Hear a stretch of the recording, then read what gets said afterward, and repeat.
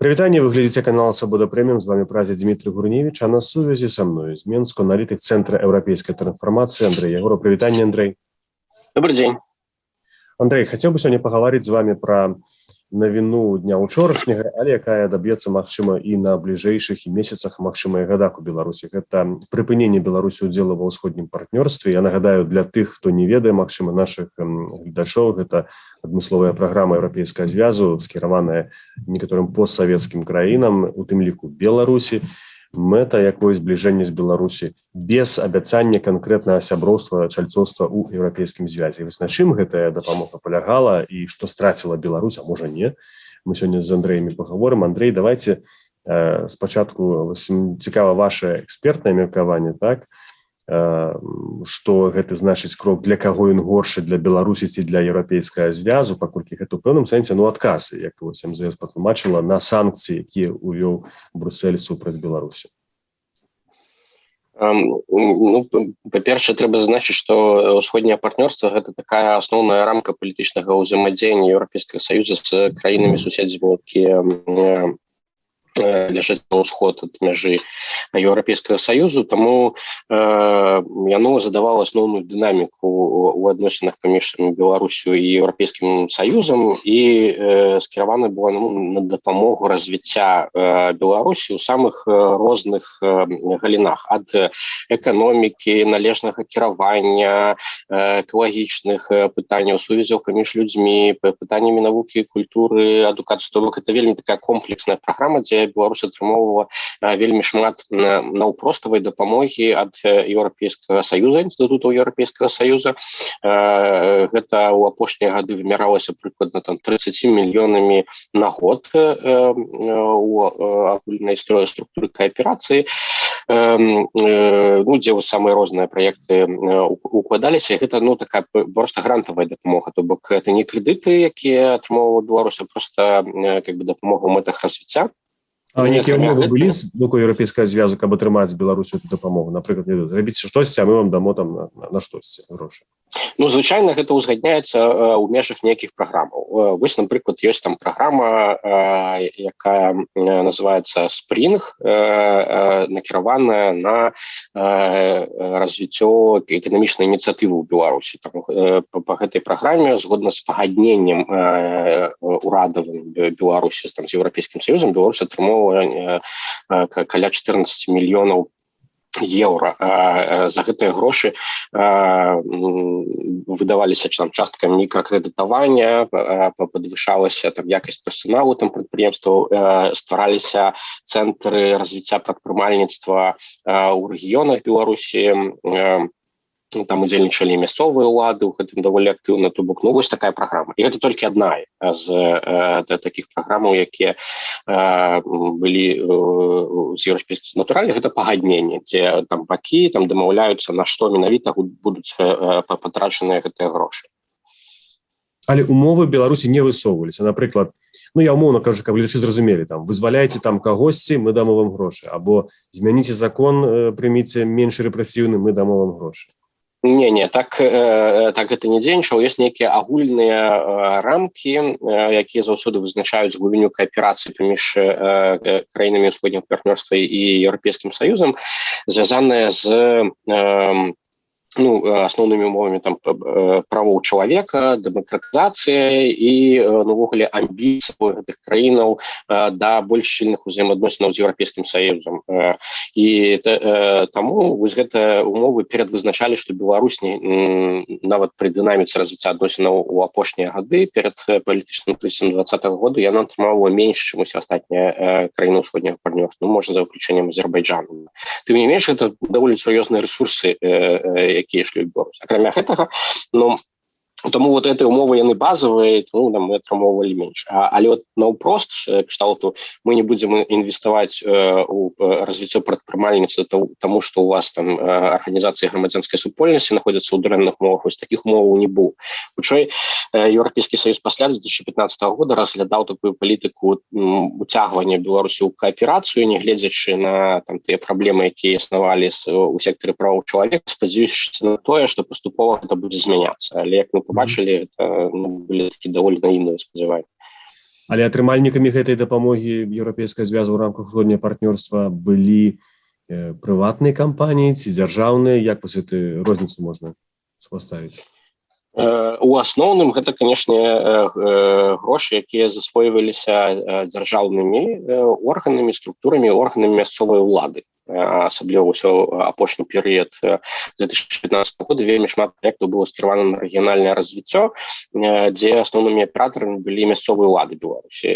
Ну, там шмат такіх вельмі інфраструктурных праектаў, якія былі рэалізаваны, ну, кшталту падвышэння там якасці асвятлення ў горадзе Полацку, там, замена электрычных лямпачак на энергазберагальныя лямпачкі, рэканструкцыя у шэрагу школаў, просто там вокнаў для энергазберажэння, абнаўленне воднай інфраструктуры у некалькіх абласцях Беларусі. Ну, з вадой мы побачылі ў 2020 годзе, якія былі праблемы з вадой, і вось Еўрапейскі Саюз інвеставаў такія інфраструктурныя праекты. Таксама было звязана з усходнім партнёрствам.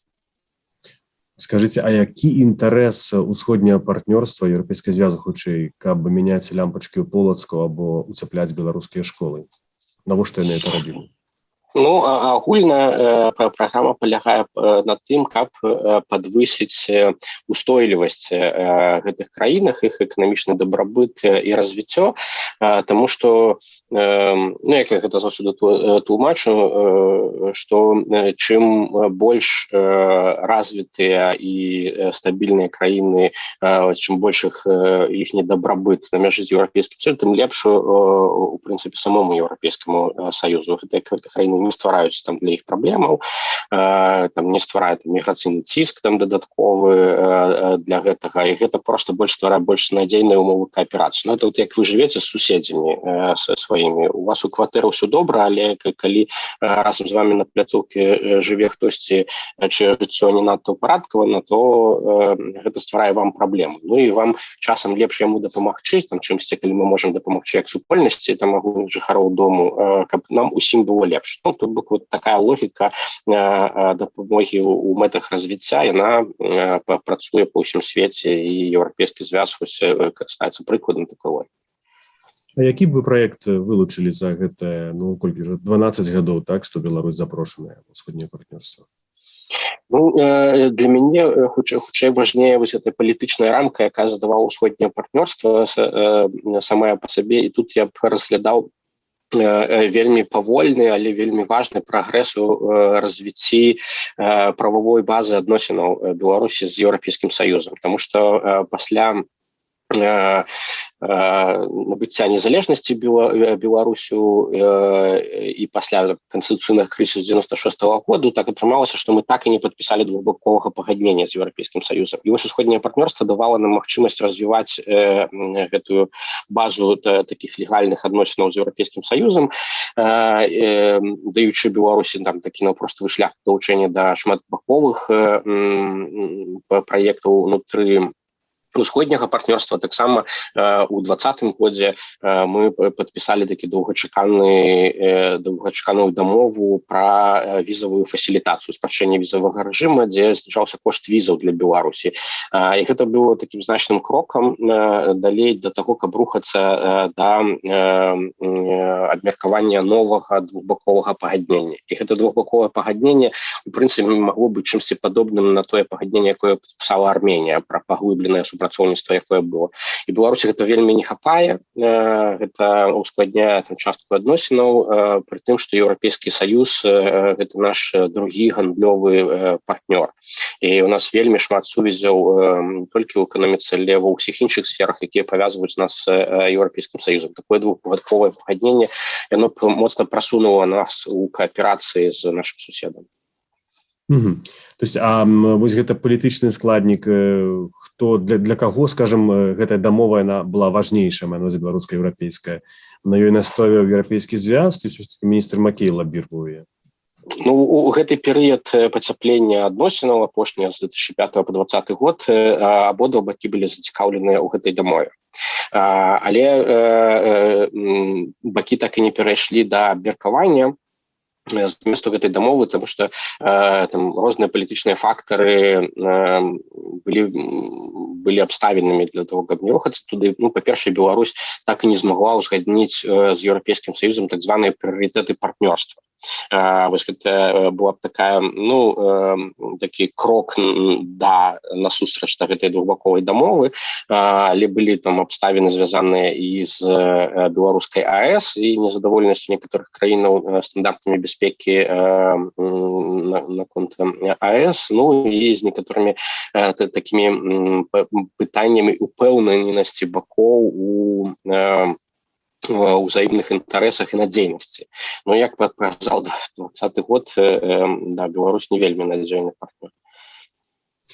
Давайте зараз паспрабуем зразумець, все ж таки гэта была рэальна магутная праграма для беларусаў, ці гэта некая такая шырма, бо 30 мільёнаў, канешне, гэта немалыя грошы, калі лічыць катэгорыямі там некага населенага пункту, скажем так. Але агульная праграма, калі не памыляюся, агульны бюджэт этой праграмы, ён дасягаў амаль што 20 мільярдаў еўра.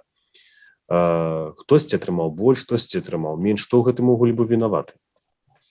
Усходнее партнерство, конечно, володае вялізным просто патэнцыялам для развіцця гэтых краін. Конечно, тыя краіны, якія рухаліся насустрач Еўрапейскаму Саюзу, яны атрымалі значна больш вымярэння з тым, што рабіла Беларусь. Але тут гэта вызначалася, як самі еўрапейцы там казалі, амбіцыямі краінаў-партнёраў. Чым глыбей краіны хацелі рухацца да узгаднення агульных стандартаў, да ўзмацнення кааперацыі, да рэформаў, тым больш была падтрымка Еўрапейскага Саюза. Таму, конечно, ў параўнальным вымярэнні Беларусь атрымала менш, чым іншыя краіны. Але трэба ўлічваць не толькі гэтыя грошы, якія ішлі як такая тэхнічная дапамога, але і інвестыцыйныя праекты, якія рэалізоўваліся ў сувязі з структурай усходняга партнёрства. Ну, напрыклад, там былі праграмы, звязаныя з уключэннем дарогаў Беларусі і іншых краінаў у сістэму ключавых транспартных артерій Еўрапейскага Саюза, так званая TEN-T network. І тут Беларусь атрымоўвала па гэтых праграмах ўжо такія інвестыцыйныя грантавыя крэдытныя праекты, якія дапамагаў рэалізоўваць Еўрапейскі банк рэканструкцыі і развіцця, ці некаторыя іншыя фінансавыя інстытуты, як бы там рэканструявалася там дарога М7. Еўрапейскі банк рэканструкцыі і развіцця там выдзяляў грошы на рэканструкцыю 12 мастоў, якія зараз падаюць у Беларусі, а як бы былі грошы на рэканструкцыю гэтых мастоў. І гэта даволі шырокія праекты, вось толькі гэтая інфраструктура дарог, у яе збіраліся інвеставаць нешта каля 256 мільёнаў даляраў. Тому калі мы возьмем яшчэ і гэтыя крэдытныя рэсурсы, якія выдзяляліся міжнароднымі фінансавымі інстытутамі, найперш это Еўрапейскі інвестыцыйны банк і Еўрапейскі банк рэканструкцыі і развіцця, то там, там хіба можа там што 500 мільёнаў на год яшчэ магло быць такой дапамогі ў апошнія гады. Вось. Ну і щоб мы не закранули, в принципе, якую б мы сферу не закранули, там заўсёды будзе прысутнасць усходняга партнёрства і еўрапейскай дапамогі. Ну, возьмем там такія нетыповыя галіны, якія там не любяць узгадваць, але гэта ёсць. Ну, напрыклад, праграма падтрымкі навуковых даследаванняў «Гарызонт». Беларусь один из активных, при том, что мы не имеем рамкового погоднения про горизонт с Еўрапейскім Саюзом, мы можем атрымоўваць дапамогу ад яго, і беларускія навукоўцы адны з даволі актыўных удзельнікаў у гэтым, і на такого кшталту навуковыя праекты там было потрачена і шмат грошаў, і дзесьці каля 46-50 праектаў было рэалізавана за гэтыя гады у рамках праграмы падтрымкі навуковых даследаванняў. Ну і шмат што іншага, просто, щоб мы не закранули, літаральна вы знойдзеце нейкія сляды еўрапейскай падтрымкі ўсходняга партнёрства. І калі зараз Беларусь прыпыняе сваё дзела ў ўсходнім партнёрстве, то як будзе адбывацца гэта супрацоўніцтва? Яно будзе проста паміж краінамі ці проста наўпрост праз Брюссель? У прынцыпе, зараз ужо, відаць, і прадстаўнік Еўрапейскага звязу з Беларусі едзе, не да канца зразумела, як дыпламатычна гэта будзе адбывацца. Ну, складана сказаць, што менавіта адбудзецца, тому што ў гэтыя крызісныя часы, калі пагаршаюцца адносіны паміж краінамі, то заўсёды паўстае пытанне, што ад часткі там праектаў там дапамогі краіне еўрапейскі там звяз і сама краіна там не можа адказацца, яны могуць быць звязаны на нейкія важныя там рэчы ўзаемных адносінаў, але пры тым узроўні напружання, які ёсць, не заўсёды гэта магчыма. Як гэта выруліцца там палітычна і перайдзе ў нейкія тэхнічныя формы там далейшай кааперацыі, вось пакуль што вельмі цяжка сказаць, таму што ну ёсць такая вот гістэрыка з беларускага боку, дзе не вельмі рацыянальныя там рашэнні прымаюцца. Магчыма, таму што там на там самым вышэйшым узроўні просто няма разумення, што такое там усходняе партнёрства, якой колькасці праектаў нават зараз просто мы там задзейнічаны, якія не спыненыя, таму што яны там падпісаныя раней і ідуць. І калі просто заявіць, што мы выходзім, то фактычна ўсё мусіць быць спыненае, але з іншага боку Еўрапейскі Саюз можа палічыць тое, што беларускі ўрад не легітымны прымаць такія рашэнні на сённяшні час, таму праграмы захоўваюцца, але пераводзяцца ў рэжым падтрымкі прыватнага сектара і грамадзянскай супольнасці, будуць рэалізоўвацца просто не праз дзяржаву, а праз розныя міжнародныя інстытуцыі, прыватныя кампаніі і арганізацыі грамадзянскай супольнасці. Ну, магчыма, такі ход. Што будзе з пагадненнем пра спрашчэнне візавага рэжыму пасля таго, як Беларусь заявіла, што выходзіць з пагадненнем пра рэадмісію, таксама не вельмі зразумела. Таму што у прынцыпе тут Беларусь перш за ўсё карае ўласных грамадзянаў. То есть кошт візаў мусіць быць звернуты да 80 еўра пры інтэнсіфікацыі кантактаў пасля спаду эпідэміі ковід. Гэта просто ударае моцна па саміх беларускіх грамадзянаў. А хто, на вашу думку, увогуле з усіх чальцоў усходняе партнерства узорны удзельнік этой праграмы і атрымлівае найбольш і больш пісьменна ўсё гэта праводзіць, каб зразумець, што Беларусь губляе ад таго, што ў краіне, в прынцыпе, няма дэмакратыі, вяршэнства закону, а што б магло быць, калі бы тыя умовы былі выкананыя? Ну, усходняе партнёрства прадугледжвае даволі высокі ўзровень супрацоўніцтва з Еўрапейскім Саюзам у рэжыме так званае ўсталяванне зоны свабоднага гандлю з Еўрапейскім Саюзам і там адмены віз. Тыя краіны, якія рухаліся хутчэй, яны атрымалі гэтыя магчымасці свабоднага гандлю з Еўрапейскім Саюзам, і гэта Украіна, Грузія і Малдова, і гэтыя ж краіны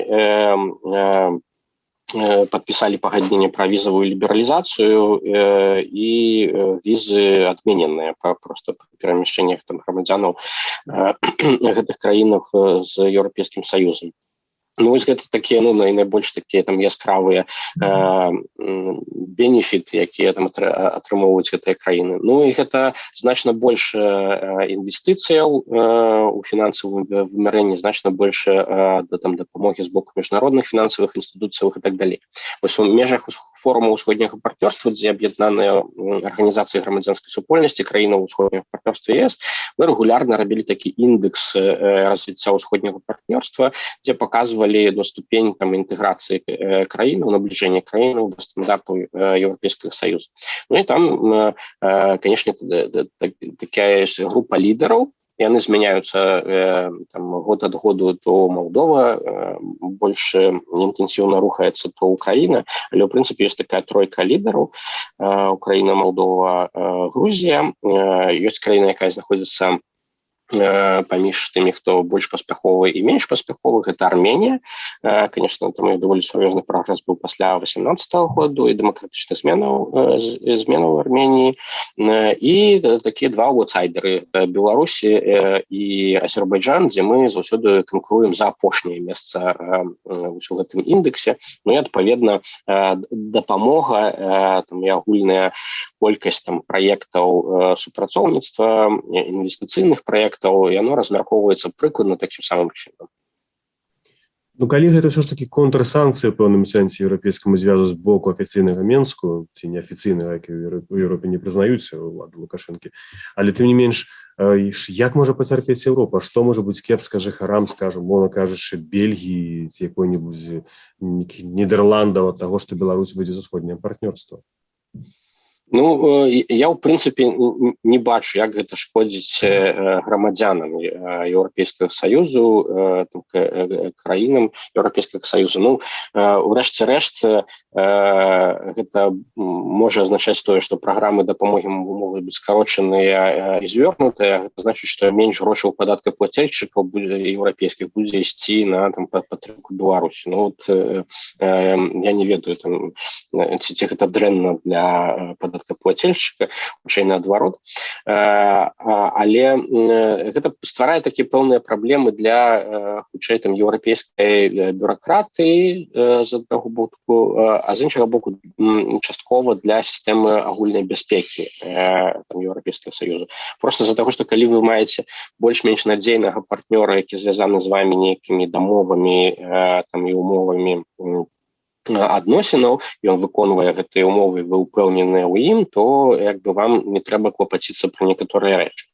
Як вось зараз з міграцыяй, пакуль дзейнічала дамова пра рэадмісію і прынцыпы папярэднія праекты супрацоўніцтва, якія хоць і не былі аформленыя ў дамову, але Беларусь прытрымлівалася пэўных узгодненых правілаў адносінаў, зараз яна іх фактычна парушае. І таму, калі раней не трэба было клапаціцца пра нелегальную міграцыю, ці такія аб'ёмы нелегальнай міграцыі, ўсё можна было вырашыць ва ўзаемадзеянні памежных і мытных службаў, то зараз Літва кажа, што нам трэба плот ужо будаваць, і нават нейкія грошы называе, якія трэба выдадкаваць на гэты плот. Ну і атрымоўваецца гэта такі падрыў даверу, які ёсць, і падрыў сістэмы бяспекі, якая існавала раней.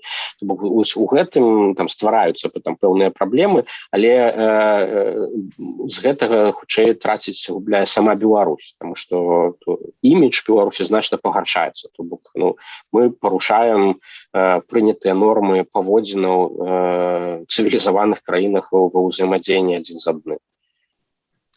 Дзякую вялікі, Андрэй. Я нагадаю, што нашым госцем сёння ў Менску быў Андрэй Ягораў, эксперт Цэнтра еўрапейскай трансфармацыі. У Празе для вас працаваў я, Дмітрий Гурневіч. Мы гутарылі пра праграму еўрапейскага партнёрства, усходняе партнёрства, ад удзелу якой Беларусь часова устрымліваецца. Вы глядзелі канал Свабода Прэміум. Дзякую за тое, што былі разам з намі. Бывайце і заставайцеся са свабодай.